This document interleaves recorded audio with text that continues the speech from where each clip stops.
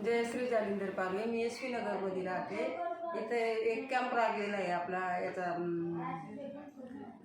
ॲक्युप्रेशरचा camp लागलेला आहे. आज 9 दिवस झाले आणि मी नसाचे हे प्रेशर करायसाठी आले होते. पण माझ्या छातीत तकलीफ होती कोरोना झाल्यापासून. दम लागायचा, दबाव आल्यासारखा व्हायचा. आज 5 दिवस झाले मला एकदाही झालं नाही. माझ्या घरचे सुद्धा परेशान झाले होते या गोष्टीला. नातेवाईकाला सगळ्यांना माहीत झालं, पण आज 5 दिवस झाले माझे नातेवाईकसुद्धा खुश झाले हे ऐकून.